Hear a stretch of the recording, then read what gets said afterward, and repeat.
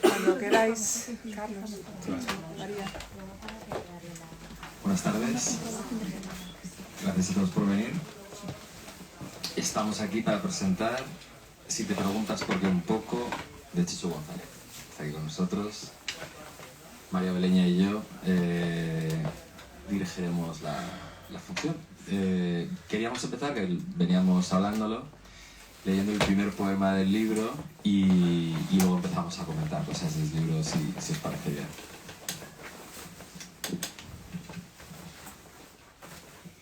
Bueno, yo antes de empezar con el poema quería dar las gracias a la Rafael Alberti y a la librería por acoger esta reunión de amigos y amigas, a Carlos y a todas las que os habéis acercado. Y empezamos, ¿queréis? ¿No? Venga, vamos. Invierno de 2012, Copenhague. Mi sistema inmunitario ataca por primera vez el tejido corporal sano. Acudo a una entrevista de trabajo a 15 grados bajo cero. Nieva oblicuamente. Durante la espera comparto charla con una calabresa, 2 lisboetas, un napolitano, 2 atenienses, un corfiota y una polaca de los Cárpatos que me habla sobre Chopin. Anoto algunos números de teléfono. En el proceso pierdo el guante de la mano izquierda y se me arrugan el pecho, el estómago, el currículum y las capas de ropa. Deseo más que cualquier otra cosa en el mundo que me contraten para repartir periódicos por todas las estaciones de metro y autobús de la ciudad.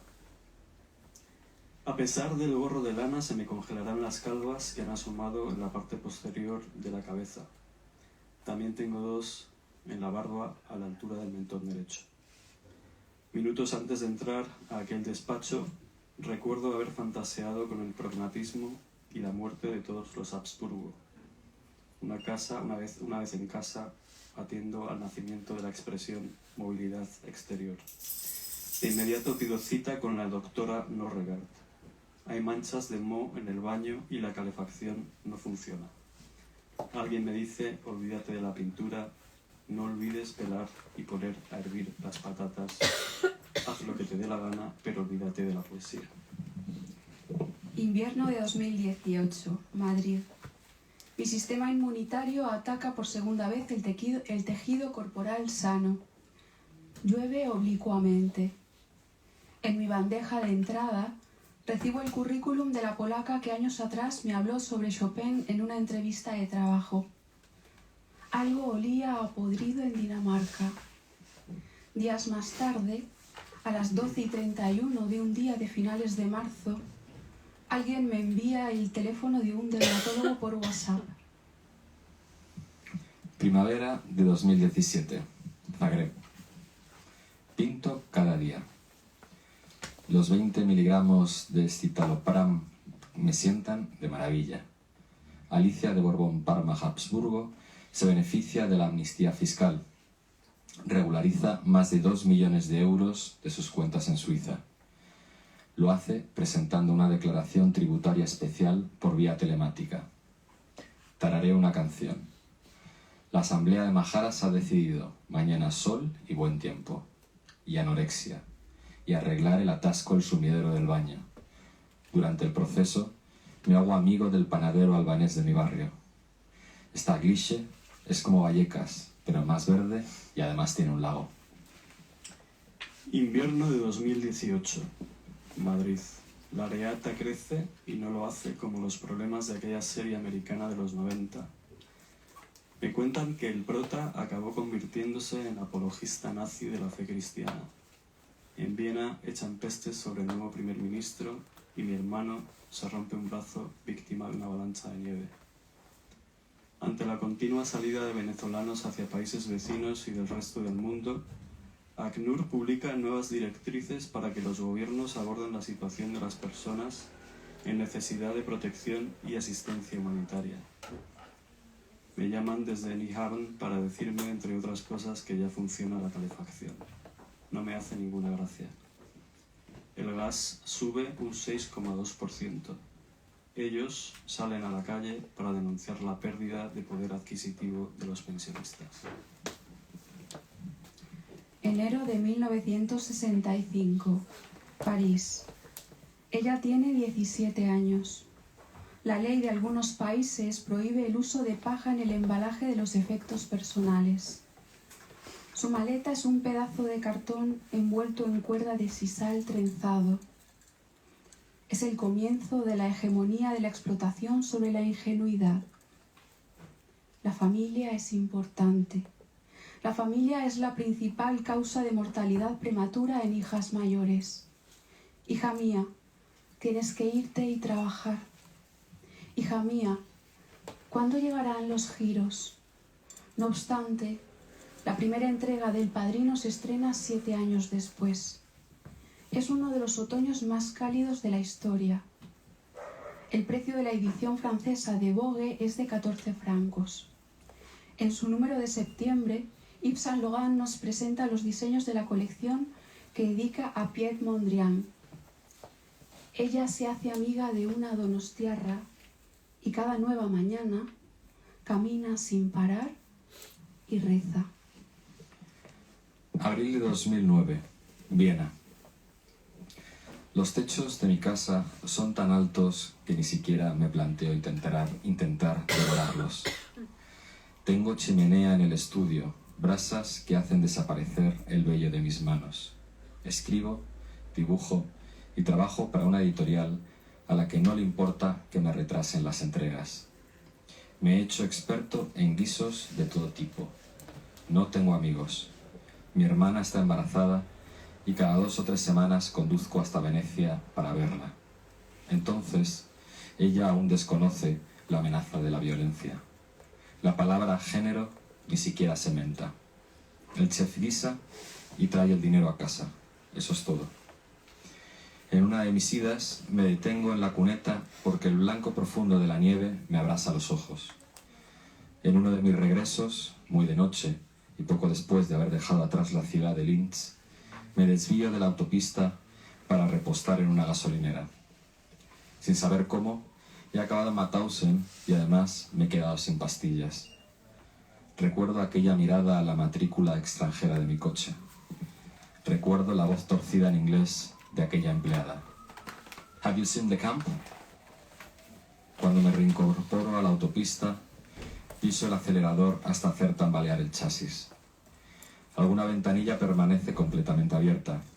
Desde el salpicadero caen sobre el asiento del copiloto mi pasaporte y una bolsa abierta de patatas. Nadie me dice aún, no te olvides de cortarlas y ponerlas a hervir.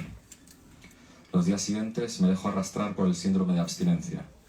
Alguien me dice, I'm gonna jump out that window. Do you want to see? Lo repite varias veces con el filo de unas tijeras de cocina sobre la muñeca izquierda. Nos separa una bañera antigua con patas de garra. Este es el primer poema. No es así como comienza el libro, pero este es el primer poema, ¿verdad? Nosotros habíamos planteado una presentación en la que María y yo le lanzáramos preguntas a Chechu, Chechu las fuera respondiendo y eso poco a poco fuera armando la charla. Y creo que creo que voy a empezar yo y creo que toca empezar por el título. El título, si te preguntas por qué un poco. Si te preguntas por qué un poco, es uno de los 3 títulos que tiene el libro, porque luego debajo hay un subtítulo que dice Orígenes de la hiperestesia. Pero luego, todavía debajo, junto al nombre del autor, nos avisan de que pone Las invasiones glaciales, volumen 1. Un libro que tiene 3 títulos, 3 umbrales, 3 umbrales que es un mismo umbral de entrada que avisa de... Hay información en 3 lugares, ¿no? Yo quería que nos hablases un poco de estas 3 alturas, de estos 3 nombres, ¿no? Para el libro, para comenzar a hablar de él. Si te preguntas por qué un poco, nace sobre todo de un momento familiar, íntimo. un día pillé a mi madre tarareando Every Time We Say Goodbye, cantada por Ella Fitzgerald en el jardín de la casa del pueblo, sin tener ni idea de inglés. Y lo hacía mientras podaba una bugambilla. Y me pareció un momento muy tierno. A partir de ahí empecé un poco como a aproximarme a la letra de la canción, y al llegar a ese If You Wonder Why a Little, me pareció que en inglés pues daba un poco el pego, ¿no? Me gustaba como título, en realidad. Luego, bueno, con el paso del tiempo, hablándolo contigo, con Carlos y demás, llegamos a esta especie de traducción que para mí no es una traducción literal y que, bueno, pues también contiene una aliteración del todo intencionada. Creo que hay unos énfasis ahí que no se le escapan a nadie.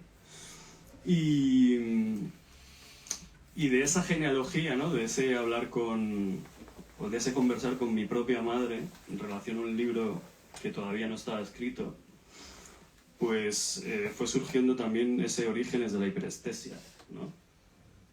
Porque, bueno, la genealogía que atraviesa todo el libro también es precursora y también ha provocado en según qué momentos pues ataques de estrés extremo y también de esa hiperestesia, de esa sensibilidad extrema que no solamente se manifiesta pues con, por ejemplo, un ataque de pánico, un ataque de ansiedad, sino también se manifiesta efectos físicos, ¿no?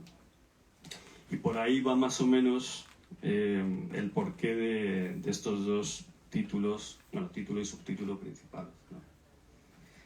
Con respecto al volumen, Sí. antes de que digas nada, una cosa que ha sucedido es que básicamente ha habido amigos que querían estar aquí, que no viven en Madrid, y entonces han enviado preguntas. Esta va relacionada con el título del volumen. La manda Aníbal Cristóbal, y te dice esto. No voy a poner la voz de Aníbal, no sabría, pero la leo como si no quiero meter en un problema.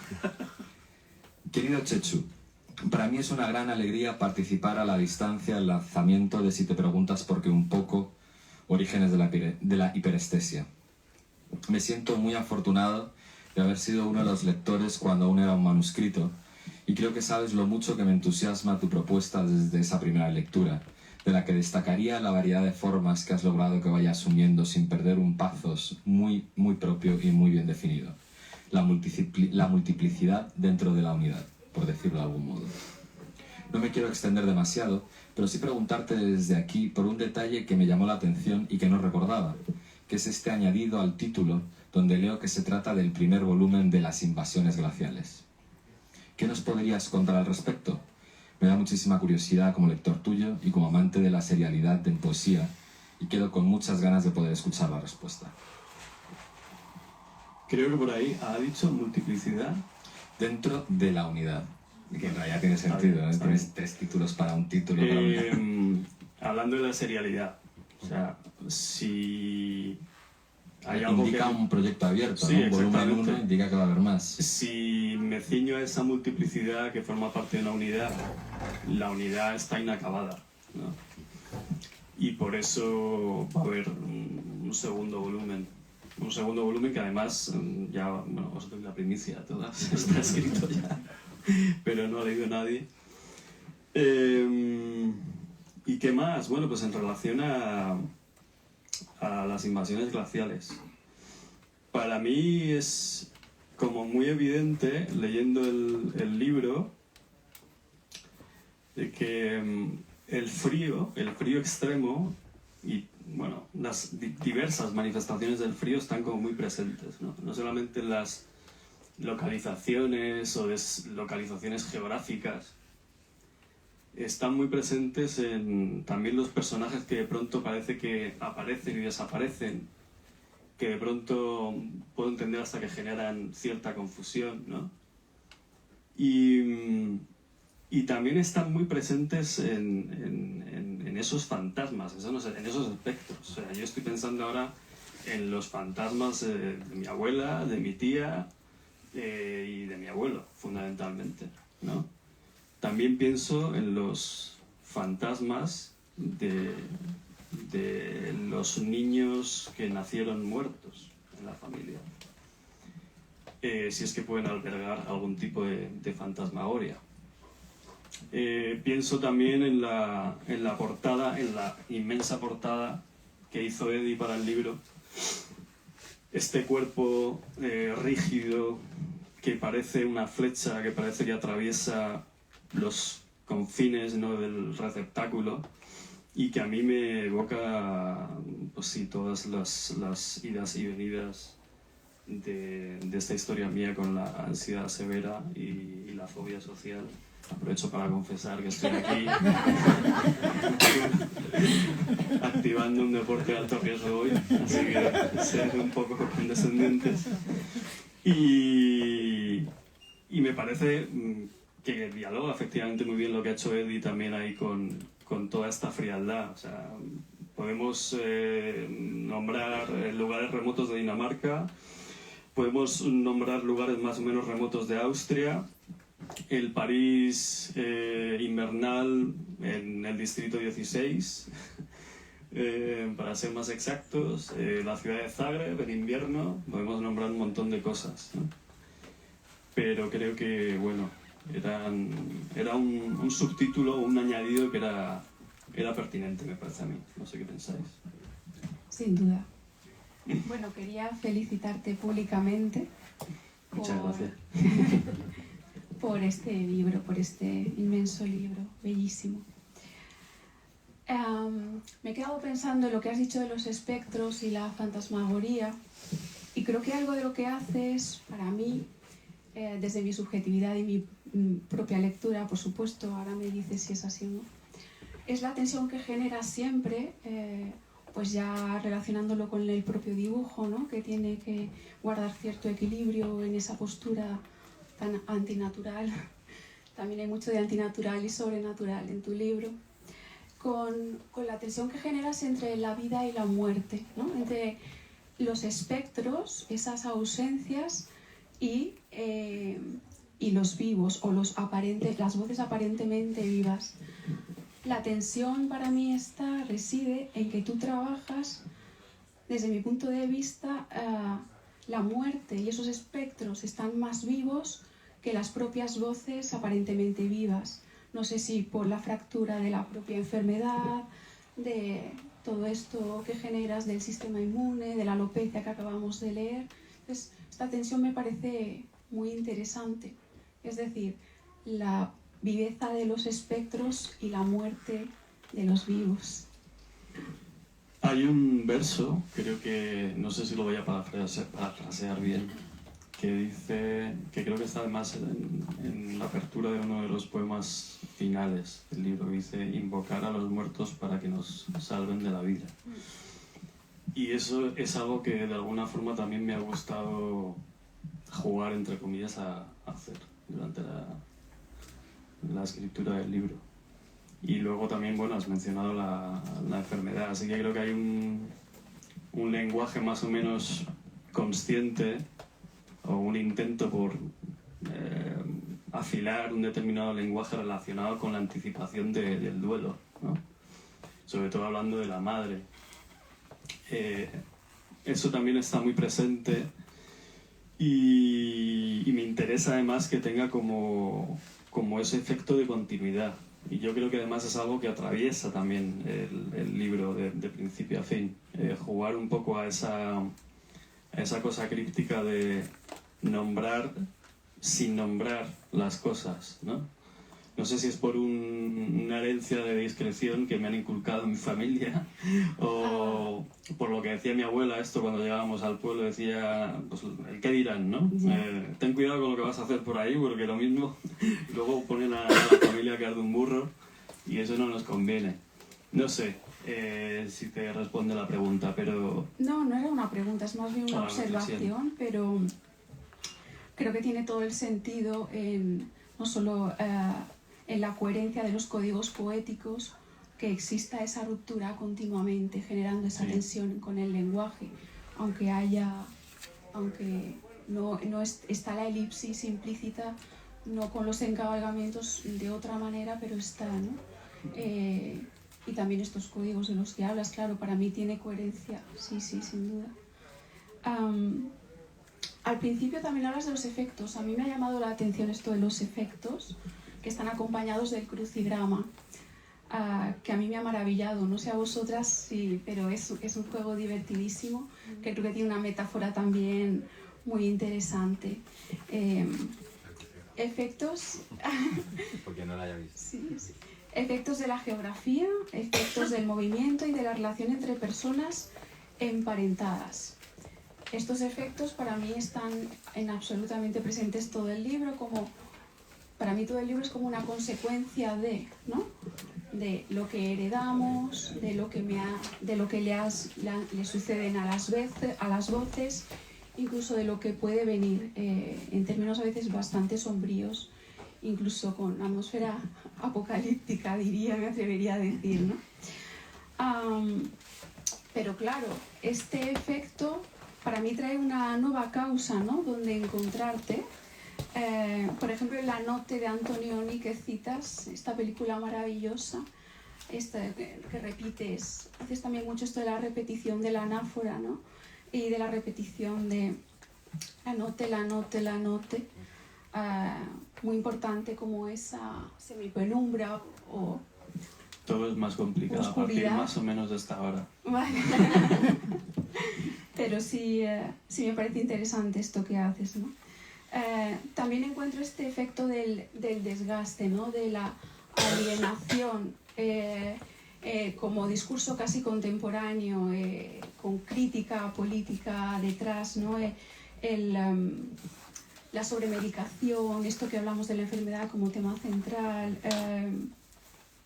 pero que luego todo esto también me parece que está muy presente el amor, sobre todo creo que es un libro escrito desde el amor por todo lo que has heredado, desde el amor y desde el orgullo de todo lo bueno y todo lo malo que toda familia tiene, ¿no? Hablo de la voz y del sujeto, ¿eh? Ya no te estoy poniendo a ti como autobiográfico. Ya, me he perdido ya. Bueno, está eso, la somatización, la enfermedad, todos estos efectos los encuentro yo también desde mi lectura. Y también hablando del frío que has comentado antes, veo un efecto como de copo de nieve, por su estructura fractal, ¿no?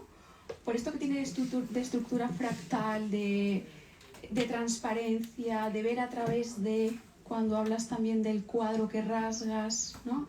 En otro poema. Y después de esta disertación casi sobre los efectos, ahora te pregunto, no te preocupes, esto era porque necesito como pensar desde mi mirada. Para ti, ¿qué son estos efectos que nos planteas? A ver, los tres efectos que se enuncian al principio Sí. y que están situados, creo, en un lugar estratégico también. Son tres efectos, además, que de alguna manera yo creo que resumen muy bien el libro. O sea, efectos del movimiento, efectos de la geografía, efectos de la relación entre personas emparentadas, ¿no? Si tengo que destacar alguno de estos efectos, aunque a mí me parece que están los tres relacionados, destacaría claramente el de la genealogía, ¿no? De la propia genealogía. Una genealogía que además está, digamos, marcada o fijada en determinados lugares y en determinados tiempos, en determinadas épocas. Hay, creo, una intencionalidad política también. Me parece que el libro es fundamentalmente un libro político y también me parece que es un libro que está atravesado por todas estas rupturas que provocan el movimiento, la geografía y la relación entre personas emparentadas, ¿no? Insisto, me parece un libro fundamentalmente que va sobre las rupturas. Antes, hablando del título, hubo un momento que estuve tentado de proponerle a Carlos que el libro tuviera como 10 o 12 títulos distintos. Me apetecía como jugar a eso. No sé por qué acabo de decir esto, pero me acaba de venir. Lo acabas de recordar. ¿Y por dónde iba? Sí, me parece que las rupturas están muy presentes y que aparte son muy diversas. Hay rupturas puramente sentimentales, podemos decir, rupturas de pareja, pero las más inquietantes o las más, yo diría, relevantes en el libro tienen que ver con traumas familiares, tienen que ver con cómo una madre con 16, 17 años se marcha a París porque su familia no tiene ni un duro, en los años 60, como le ocurrió por otra parte a muchas personas de aquella generación, y cómo su historia nos ha trascendido a todas, ¿no? Cuando hablo de todas me refiero a mí, a mis hermanas, a mi familia, ¿no? En general. Y ahí hay como una relación también muy potente con el medio en el que esa madre, esa mayor de 7, se relaciona con aquel entorno, que era un entorno absolutamente hostil, teniendo en cuenta que ella no sabía ni una palabra de francés, no conocía absolutamente a nadie allí. Y también pongámonos un poco en situación. En mayo de finales de los 60, mayo de 68, que lo vivió y se lo comió de lleno, ¿no? Pero ella no tenía tiempo para ir a la Cinémathèque Française, porque trabajaba como una burra, trabajaba durante 15, 16 o 17 horas al día. Y bueno, todas estas rupturas están ahí. Por otra parte, también tú has nombrado algo que a mí, igual me estoy enrollando demasiado, pero también me evoca muchas cosas y me parece que también es importante, ¿no? Yo, desde un primer momento, no sé por qué, pero me imaginé el libro como un gran lienzo. No sé si esto guarda relación con el hecho de que yo también pinto y me he dedicado a la pintura y me he ganado hasta la vida de la pintura en un momento dado de mi vida. Pero yo me lo imaginaba como un gran lienzo, y me lo imaginaba como un gran lienzo con una derrama absolutamente abundante de escenas, de imágenes, de detalles, de microcrónicas, casi como una de estas cajitas, no sé si conocéis a Joseph Cornell, ¿no? Unas cajitas como las de Joseph Cornell, esas cajitas que llamaba él de memoria, cajitas de sombras, etc. Me imaginaba un poco así, ¿no? Y imaginaba que ese lienzo, esa tela del lienzo, precisamente por la presión que generaba el frío de todas estas realidades, ¿no? Llegaba un momento que se desgarraba. Incluso a veces imaginaba que el libro era el desgarro, el propio desgarro, ¿no? El sonido del desgarro. Qué bonito. Y también elucubraba un poco con la experiencia lectora de quien iba a recoger aquello, ¿no? Y me gustaba la idea de que quienes lo fuerais a leer, de pronto tuvierais como la tentación o la valentía también de aproximaros a ese desgarro y mirar a través y encontrar qué hay detrás, al otro lado, ¿no? En el reverso. Si en el reverso igual la tela está firmada por algunos fantasmas que todavía no he nombrado, ¿no? Por ejemplo, no sé, yo creo que lo dejo ahí por no enrollarme más. No, es que lo que dices, es cierto que he encontrado el tratamiento del color, ¿no? Muchos versos están tintados de una manera bastante peculiar, relacionado con el color como complemento, de manera bastante sinestésica también, y ahora lo entiendo mejor, así que no, muchas gracias.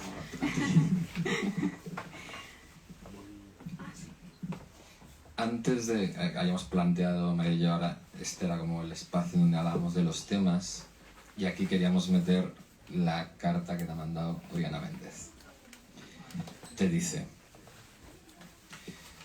en mis lecturas de Si te preguntas por qué un poco, la inmigración, la marcha, la ausencia, aparecen no solo como desplazamiento geográfico, sino como exilio interno, como una pérdida de sí mismo. Y aquí cita un verso que tú has citado hace un momento, que te has recordado, que te ha venido antes a la memoria. Invocar a nuestros muertos para que nos salven la vida. Parece haber un desarraigo que no solo afecta a una casa, a una familia, sino a la propia existencia, como si el sujeto se volviera extranjero. La sensación de estar atrapado en un espacio sin salida, Y aquí cita de nuevo del libro de Chechu. Cuando cae la nieve dentro de una jaula. Me sugiere esta idea de confinamiento, donde la identidad se desdibuja. Y te pregunta ya directamente después de esta presentación. ¿Puede el lenguaje capturar el dolor o solo rodearlo? La carta es preciosa, la carta está fenomenal. Y luego te envía un balón de estos que tú dices, ¿qué hago con esto? No puedo... Es inaprensible. No puedes hacer nada con esta pregunta, pero yo te la vuelvo a preguntar. Solo la pregunta, ¿verdad? ¿Puede el lenguaje capturar el dolor o solo rodearlo? Pues supongo que seguramente en cierta medida podrá capturarlo y rodearlo. Seguro, vamos, no lo sé, pero... La pregunta también sería, de algún modo, ¿hay algún otro modo de expresar las sutilezas y profundidades del dolor sin el lenguaje? Porque lógicamente uno puede gritar, ¿no? Puede aullar de dolor, pero... Seguramente sí, no. Estaba pensando que no sé si rodearlo o... Dice, ¿puede el lenguaje capturar el dolor? Capturarlo o rodearlo. Yo estaba pensando que quizá igual sí puede atravesarlo, ¿no? Y me vuelvo a fijar en la ilustración de Eddie, ¿no? De la portada. Me relaciona con eso. Creo que sí puede atravesarlo con todos los efectos de ese atravesamiento imaginables.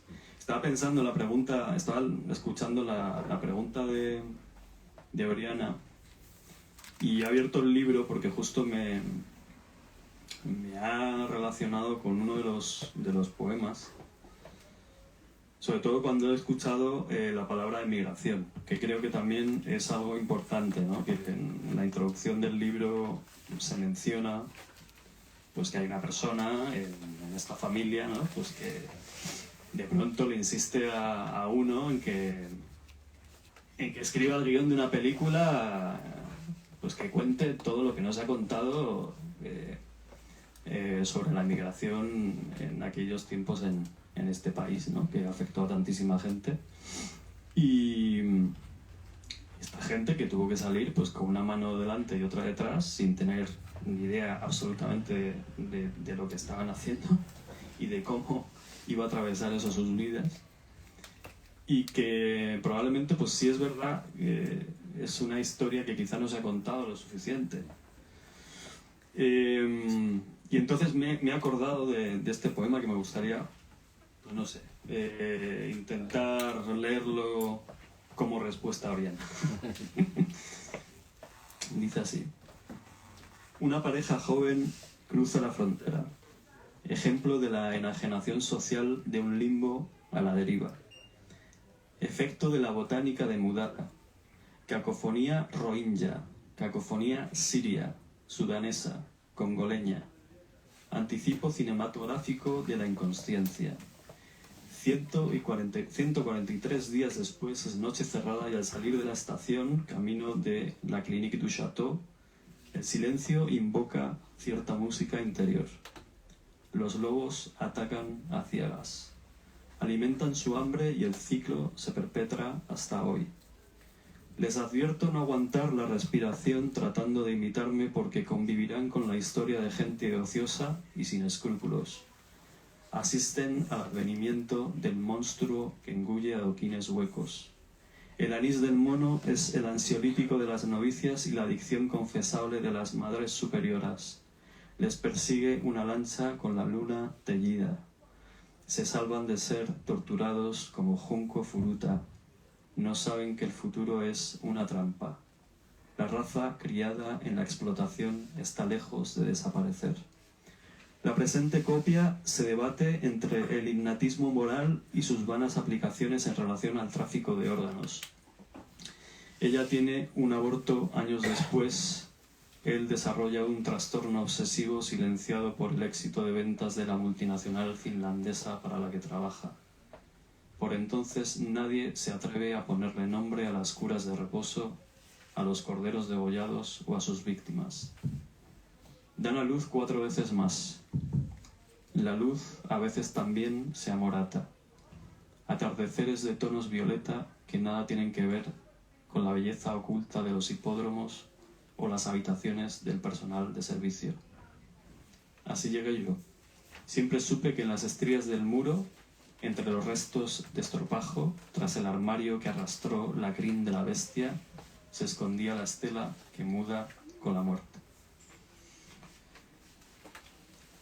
Después de oírte leer este poema, Venía el caso, ¿no? Sí. y venía absolutamente al caso realmente. Pero Gracias, Carlos. no, pero es que me has hecho pensar en otro aspecto que creo que es importante hablar de este poemario, ¿no? Hemos tratado los temas, respondía perfectamente y se ve la fuerza del poema político en esto que has leído, ¿no? Pero la otra cuestión que me viene a la cabeza y que es la que quizá más me llama la atención en el momento en el que lo lees es, por un lado, el montaje del poema, ¿no? Cada verso independiente, como ajeno del anterior y al mismo tiempo íntimamente unido por alguna especie de marea subterránea, ¿no? Y que uno entiende de qué va eso sin que directamente se apele a eso, ¿no? Es decir, el montaje, el collage. Y luego los otros poemas, como el con el que hemos empezado, ¿no? Lo narrativo, lo biográfico / autobiográfico, ¿no? ¿Qué retrato, qué es autorretrato, ¿no? En estos poemas? Cabría preguntarse, ¿no? Y por qué de repente esos otros textos que son collage, que son montaje, también tienen un aspecto narrativo, ¿no? Pero una narración absolutamente quebrada. Y en esa ruptura de la narración entendemos algo, pero no lo entendemos como una historia, ¿no?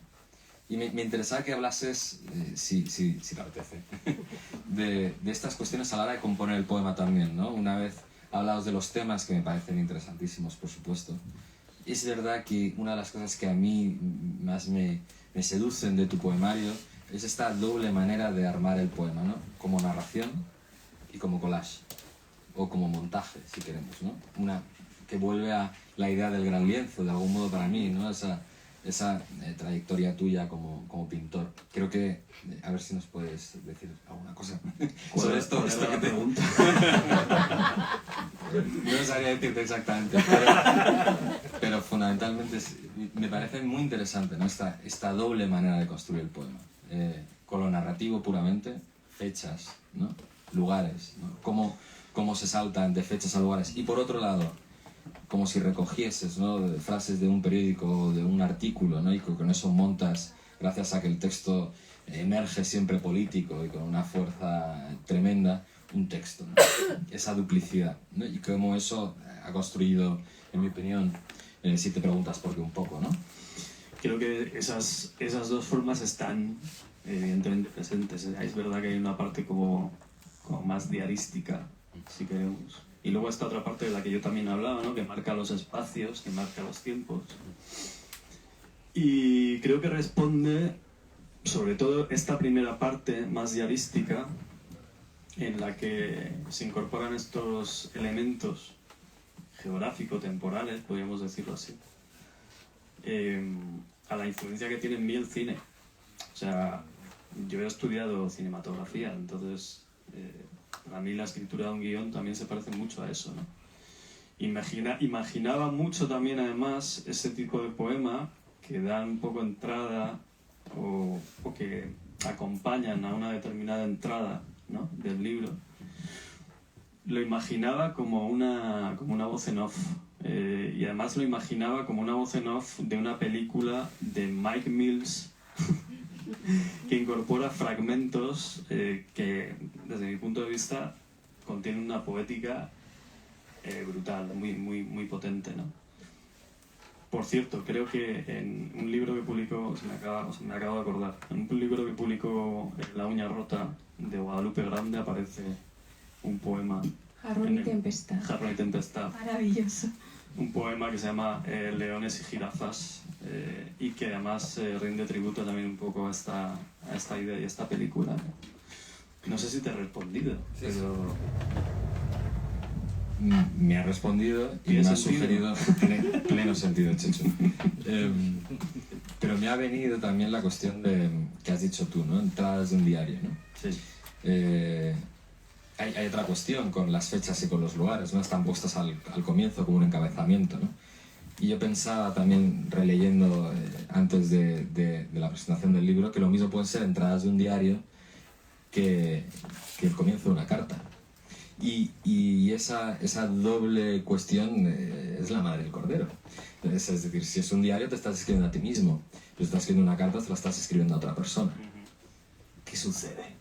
Esa es mi pregunta. ¿Cuál de las dos Sucede cosas ocurre? pues un poco lo que estabas diciendo antes. Tú te preguntabas, ¿no? ¿Qué parte es retrato, qué parte es autorretrato, qué parte es biográfica, qué parte es autobiográfica? Y yo entiendo que esta parte tiene mucho morbo, ¿no?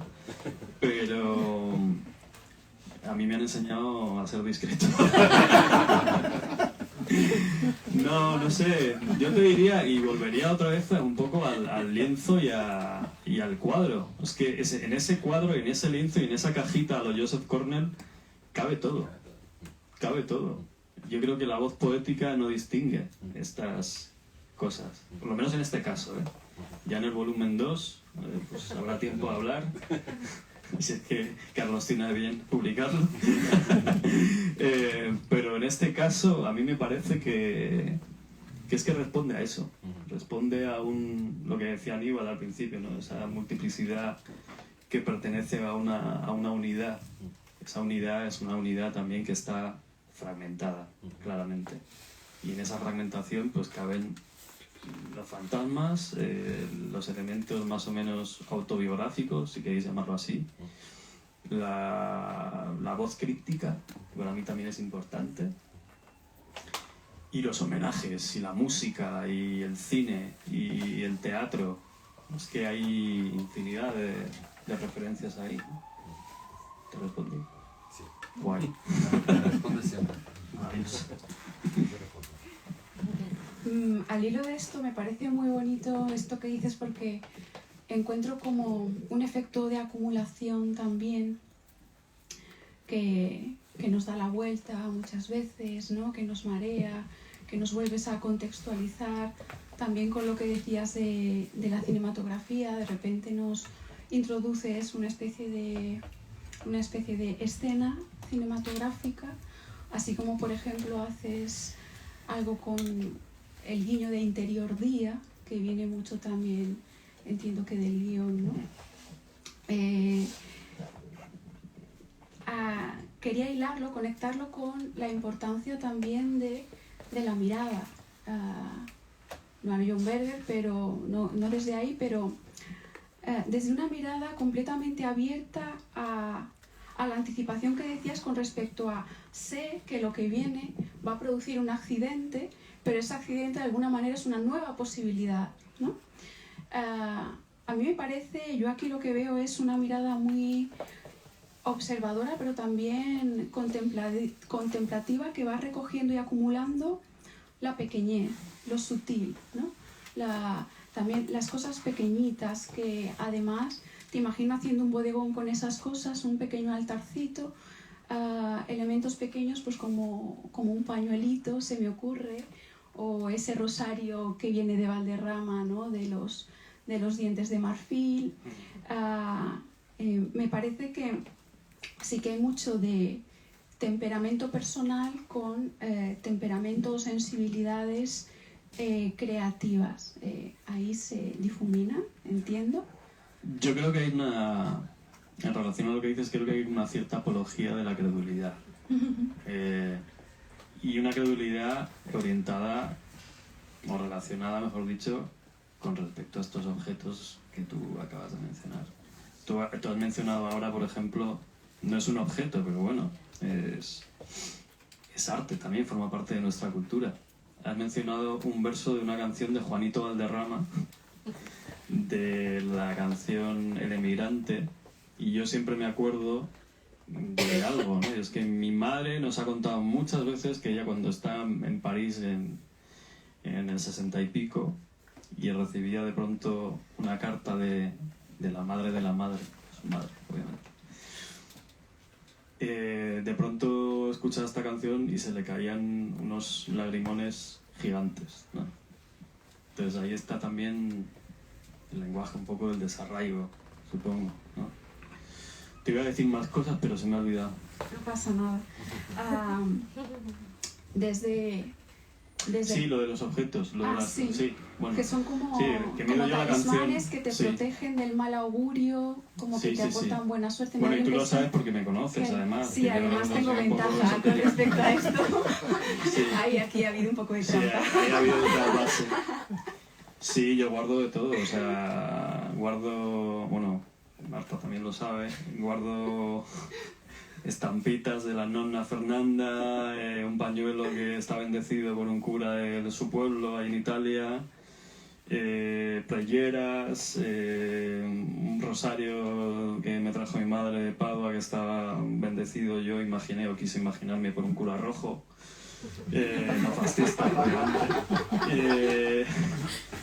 y esos objetos los tengo, están por ahí en el bolso, o sea que no tampoco, no me resulta para nada, no sé, problemático decir todo esto, porque es verdad, sí, tiendo mucho a acumular, soy un poco biogenésico en ese sentido. Bueno, quería también poner en el centro, desde una voz política, me parece, la cuestión de la cultura popular. Como desde lo casi sociolingüístico, diría, hay como una nueva narrativa contemporánea, resignificada desde tu presente, desde tu lugar, que me parece muy interesante, desde el lenguaje de la madre, con estos dichos, con esta picardía a veces, con unos códigos muy propios y muy indescifrables. Es muy difícil de decodificar, porque si no eres de ese lugar, de ese territorio, no sabes de qué puñetas está hablando ni a qué se refiere. Y a mí esto me parece que ya de por sí hay una reivindicación importante que poner en el centro, porque todo esto se está perdiendo. Toda la sabiduría que viene de las abuelas se está perdiendo y es una gran pena. Entonces me parece que tú también lo pones en el centro. Creo que es una cuestión que se tiene que valorar y de la que hablar también. Fíjate si se pone en el centro que me he mudado a un pueblo de montaña que es el pueblo de mi abuela y el pueblo de mi madre hace poco. Un pueblecito muy pequeño, muy bonito. Venid a verme todas. Sí, o sea, hay toda esa parte de acervo, ¿no? Heredado. Me estaba acordando de un poema en el que hay también una derrama y una profusión muy grande de palabras que mi abuela nos decía, nos contaba, nos repetía. Cadamocano, hay expresiones, sintagmas, montones de humo. Eso era un insulto, obviamente. Decía esto de mujer con bigote, su casa saca a flote, por ejemplo. Pues sí, todo esto está muy presente. Y de alguna manera era casi algo ineludible en la construcción del libro, porque guarda toda la relación con ese aspecto genealógico que a mí me interesaba retratar. ¿Era esto? Ahora que la madre ya no está. Sí, era eso. ¿Abrete leerlo? Era eso. No sé. Vamos a ver. Ahora que la madre de la madre ya no está, deberíamos transigir algunas consideraciones sobre su rol en nuestras vidas. Ahora que su casa es un desierto abocado a la desdistancia y al hallazgo accidental de una escama de pelo en la cabecera o riñonera del sofá, es tiempo quizá de ordenar las pesquisas. No recuerdo si era ella quien lo decía. Piensa mal y acertarás. Vergajo. Mujer con bigote, su casa saca a flote. Empezar mal es tener la mitad hecha. Ella también bebía matalaúva, ella también bebía la sangre de Cristo nuestro Señor con cada comida y después siempre, sin excepción, una copita de algo parecido a coñac.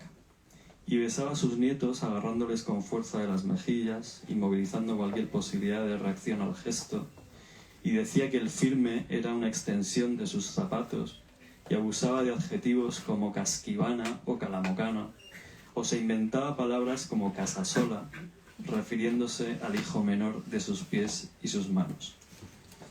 Y con frecuencia honraba su insociabilidad, determinando que aquel o aquella eran, por supuesto, montones de humo.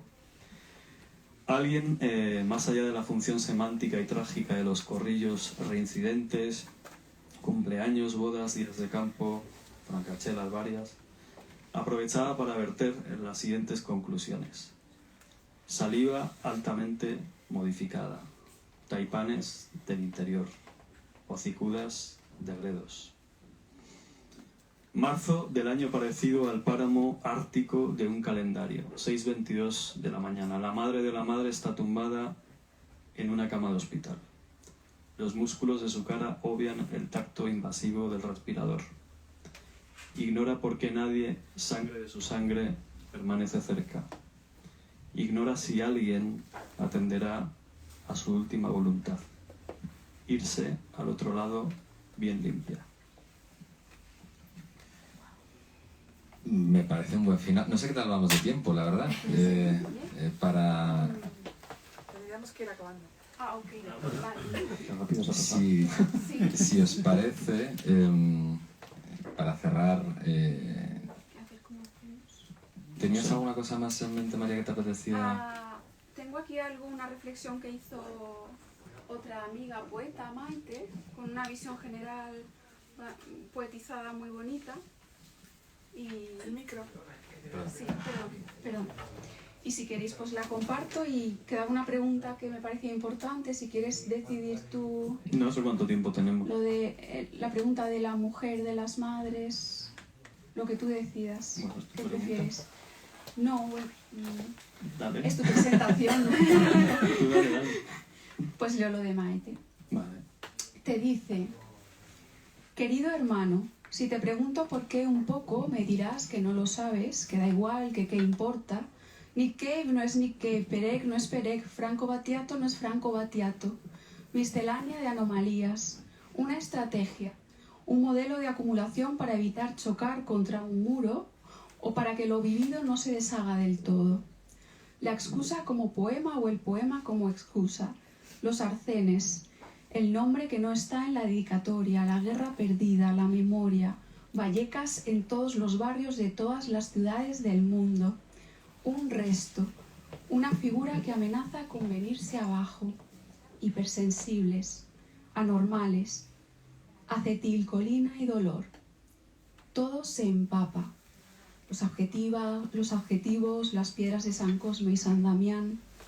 La memoria no se exhibe, se filtra, se cuela.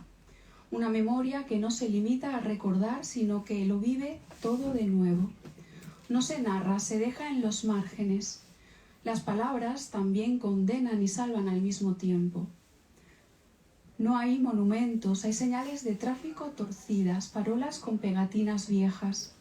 Hay desechos, sí, pero también está el intento de recogerlos, de darles un sitio. Una defensa de lo inútil, apuntar y no dar.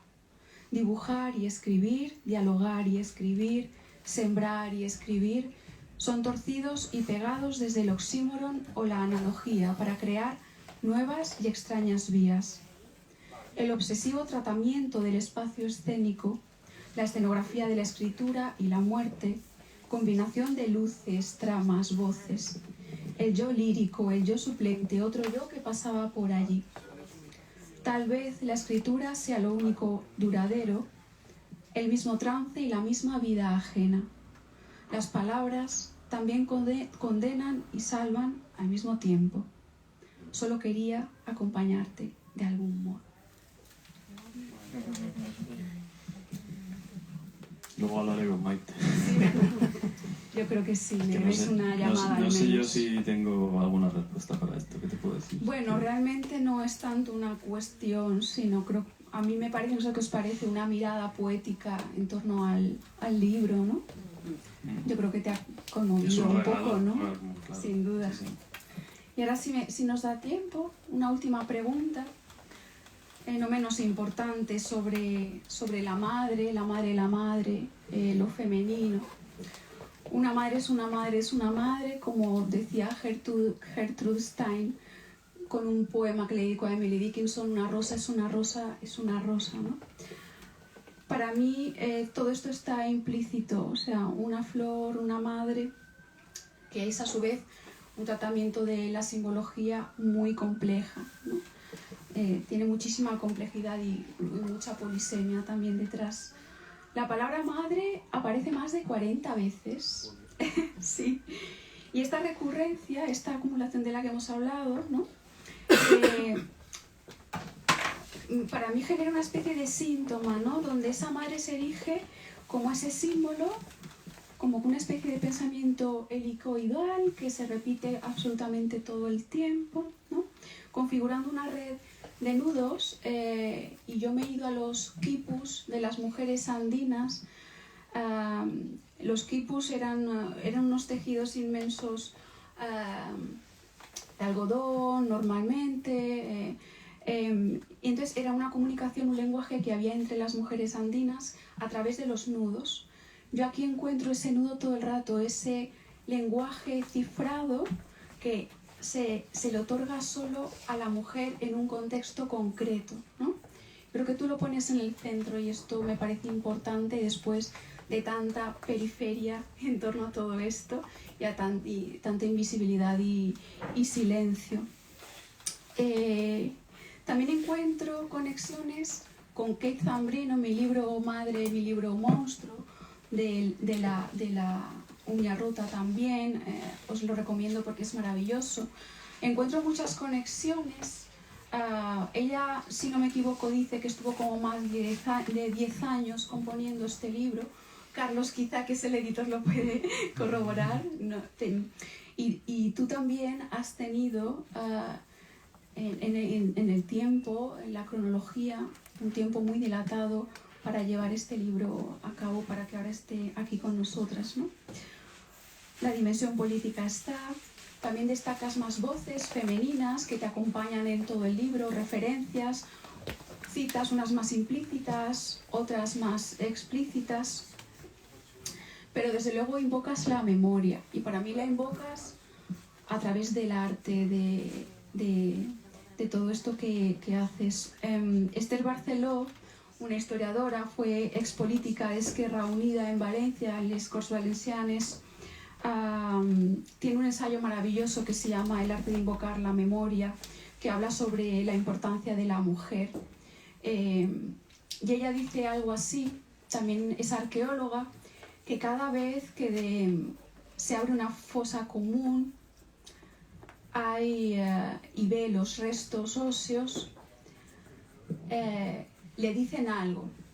Y no solo le dicen algo, sino que ella tiene que pensar y escoger muy bien qué pregunta hacerles.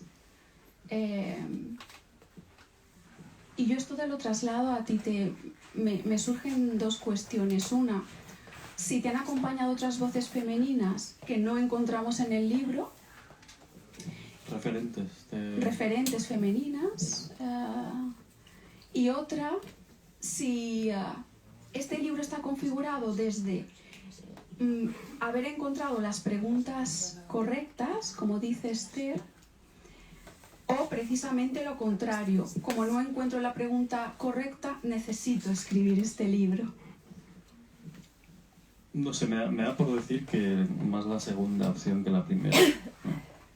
No sé si tuve tiempo para hacer las preguntas correctas, por ejemplo, a la madre de la madre o a mi tía, que murió en un accidente de tráfico. Con la mayor de 7 estoy ahí. No sé, me he perdido, te iba a decir algo más. Sí, he abierto la página por aquí, ¿no? Porque hablas de la presencia de mujeres, ¿no? Y el libro abre con una frase que también abusa de lo críptico y que yo os voy a desvelar hoy porque habéis venido aquí. Sois todos majísimos. Dice, ella es el ojo que nos trajo hasta aquí. Entonces, cuando digo ellas, ahí está claro que estoy hablando de quien ya he nombrado Pero también estoy nombrando a aquellas personas seguramente a las que yo también he decepcionado, ¿no? Y con lecturas que también me han decepcionado. Y ya que has hablado de referentes y que has nombrado a Keith Zambrino, que por supuesto es un grandísimo referente, pues a mí sí me gustaría decir para terminar que seguramente en los últimos 10 o 15 años la mejor literatura que yo he leído está escrita por mujeres. Estoy de acuerdo. Y creo que eso es algo que se debería decir más, no sé, me da la sensación. Nada. No iba a decir nada más. Solo quería decir que gracias a Lelori de Alberti por habernos acogido hoy aquí. Muchísimas gracias. Gracias a María, gracias a Chechu. Gracias a ti. Y no me puedo Gracias, hablar. Simplemente para cerrar, como se nos ha hecho un poco tarde, si queréis preguntarle algo, aquí estáis. Si queréis que os firme el libro, estará encantada de hacerlo, creo. Sí, por supuesto. Pues adelante. Comprad el libro, por favor.